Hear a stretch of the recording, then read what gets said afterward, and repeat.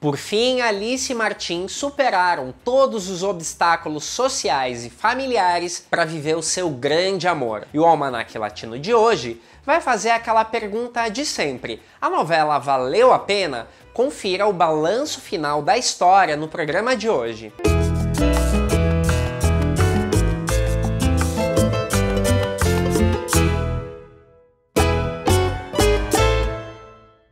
Olá, meu nome é Thiago Fernandes e esse é o Almanaque Latino, o canal onde novela mexicana é levada a sério. E antes da gente mergulhar nos altos e baixos de Se Nos Deixam, quero pedir que você deixe seu like, seu comentário e a sua inscrição. Clicando no sininho, você não perde um programa sequer, já que o YouTube te deixa recado que um novo conteúdo foi postado.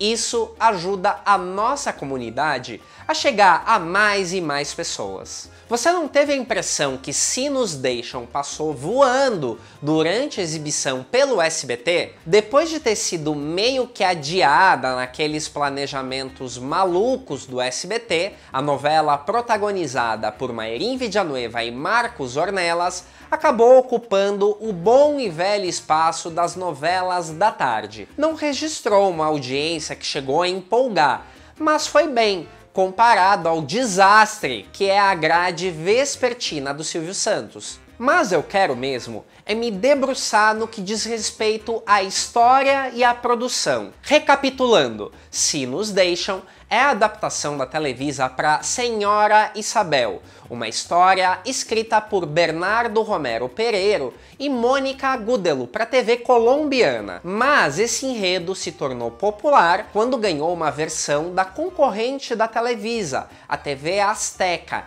em 1997, chamada Mirada de Mujer, ou Olhar de Mulher, que inclusive está disponível no catálogo da Amazon Prime Video dublada. Se Nos Deixam foi exibida quase que simultaneamente no Brasil e no México, e uma das primeiras coisas que chama a atenção é o quanto a novela é bem feita. A produção executiva da história é assinada por Carlos Bardassano, o mesmo da nova versão de Rubi e Amar a Morte, e não deixa dúvidas o quanto, ao menos tecnicamente, a novela é irretocável. Cenografia, figurino, iluminação, fotografia, enfim, tudo de altíssimo padrão. Eu li numa coluna mexicana que em Se Nos Deixam, as cafeterias parecem cafeterias, a delegacia parece delegacia, e isso é verdade. Uma coisa muito legal da exibição de Se Nos Deixam no Brasil é que ela aconteceu muito à margem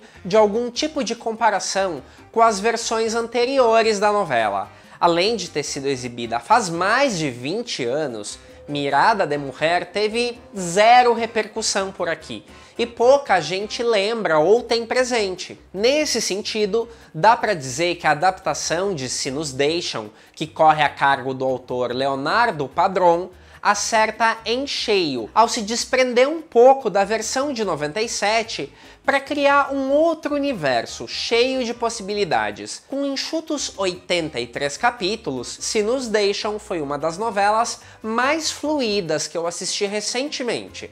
A história não tem um ritmo propriamente alucinante, mas está sempre andando para frente com o desenvolvimento de todos os personagens. Outro ponto interessante é que a novela tem boas histórias paralelas para servirem de contraponto com a principal, mas sem nunca ofuscar o interesse daquilo que realmente importa na história. Até o fandom, ou parte do fandom da Gabriela Spanik, que é muito forte, ficou numas de é a única coisa que interessa na novela, mas pode tirar o cavalinho da chuva. A história da Fernanda foi bem importante, mas não tirou o protagonismo da trama central. Aliás, tá aí uma trama que eu curti bem mais agora do que na versão mais famosa do enredo. Em Mirada de Mujer, essa personagem era interpretada pela atriz Margarita Gralha e também tinha esse mesmo perfil de mulher independente e livre que acabava se envolvendo com o filho da melhor amiga. Só que um dos namorados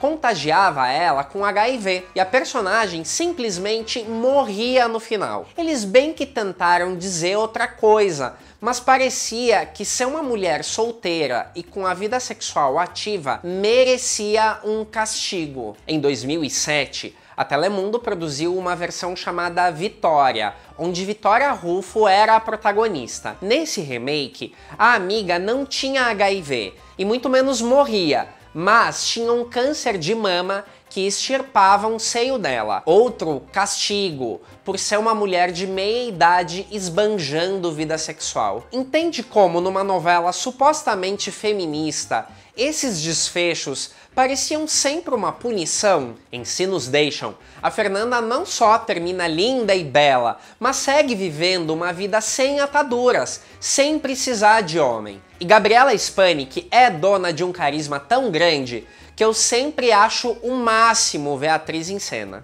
Outra coisa que eu curti muito foi o fato do Sérgio e do Martim trabalharem no mesmo ambiente. Até pela posição onde cada um deles se encontrava, o texto aproveitou todas as oportunidades para criar um choque entre os dois, além de uma disputa amorosa. Ainda nesse núcleo, eu curti o toque de vilania com um certo humor que a Julieta trouxe pro enredo. Embora muitas vezes esse mesmíssimo canal acusou Mayrin Villanueva de ser uma das protagonistas mais apagadas e sem carisma da Televisa, não dá para dizer que ela comprometeu Se Nos Deixam. Pelo contrário, dessa vez, até essa coisa de ser apagada acabou se incorporando como uma característica da personagem. É provavelmente o melhor desempenho da atriz em novelas até aqui. E olha que ela vinha com a missão de ser comparada a atrizes como Angélica Aragon ou Vitória Rufo. Quem também pode ostentar esse título com certeza é o ator Alexis Ayala, que fez um Sérgio pra lá de detestável e totalmente humanizado. Já era tempo desse ator ter uma oportunidade a essa altura. O detalhe é que ele entrou justamente em substituição do ator Eduardo Yanez.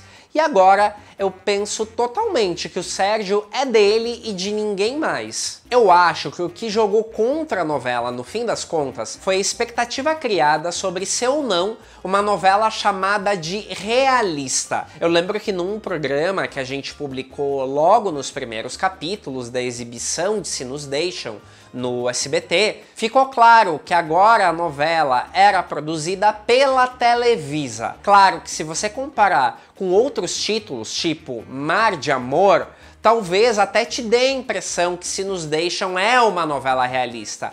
Mas eu diria que é o bom e velho melodrama de sempre, com pitadas bem pequenas de realismo, principalmente quando você compara com a versão mais famosa da história. Mas não entenda isso como uma crítica, pelo contrário, eu acho que Se Nos Deixam consegue entregar muito bem o folhetim sem cair na armadilha de virar um circo. Quer um exemplo? O personagem do Alexis Ayala, o Sérgio, sim, cumpre a função de ser o vilão da história, sem que necessariamente ele seja um assassino ou um criminoso que arma 1001 armadilhas para os mocinhos. De fato, só da novela não tratar da surrada história da menina pobre que se apaixona pelo rapaz da família rica já muda um pouco, mas não transforma essa história num enredo mais realista, ao menos não nessa versão.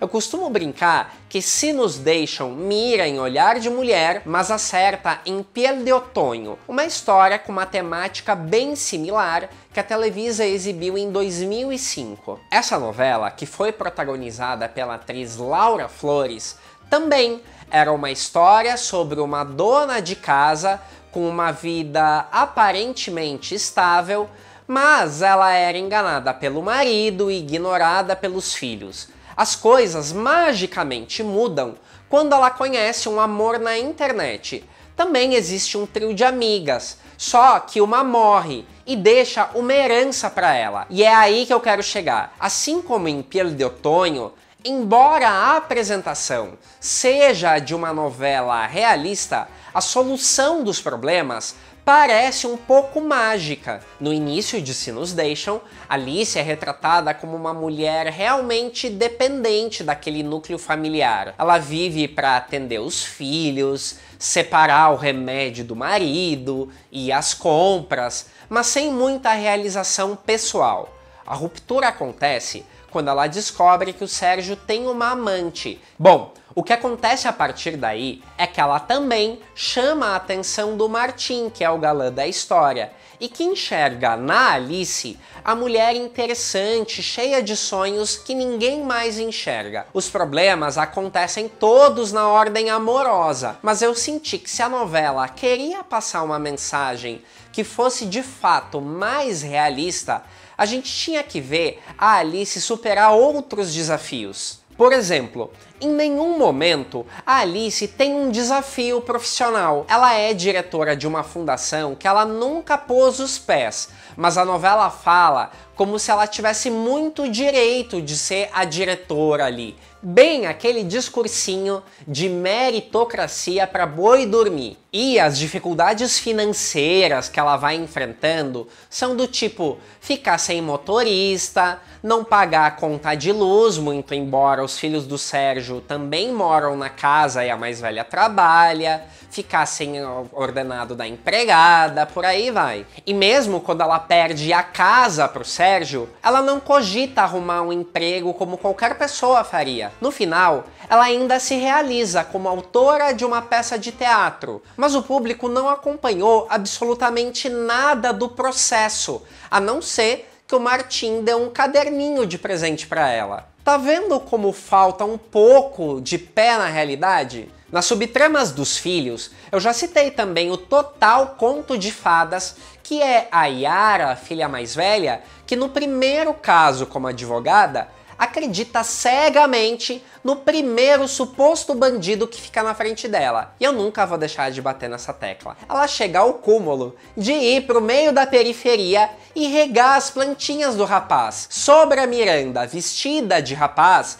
já citei num dos vídeos passados. É uma situação que caberia perfeitamente em Mar de Amor. Para finalizar, eu queria comentar um final que eu odiei na novela, o da Julieta, que foi justamente um dos meus personagens favoritos. Antes que venha alguém querer me explicar, eu entendi que eles quiseram falar que ela perdeu o posto de atração principal de um programa diante de tanto escândalo, o que, convenhamos, se fosse na vida real, teria acontecido bem antes. Mas desde quando é castigo ou humilhação ser a moça do tempo?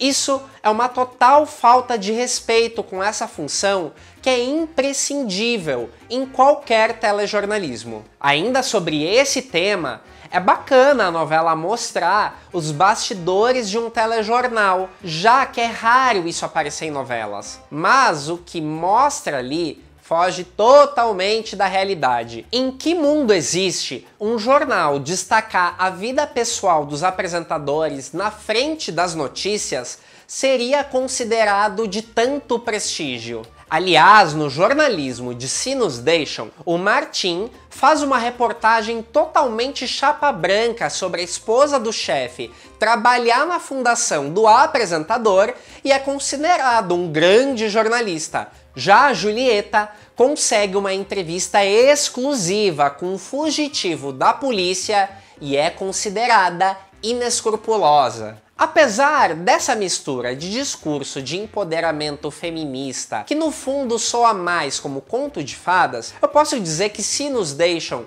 foi um entretenimento muito bem feito. E o melhor, sem cansar, sem virar circo, bem corretinha dentro daquilo que é o mais puro folhetim.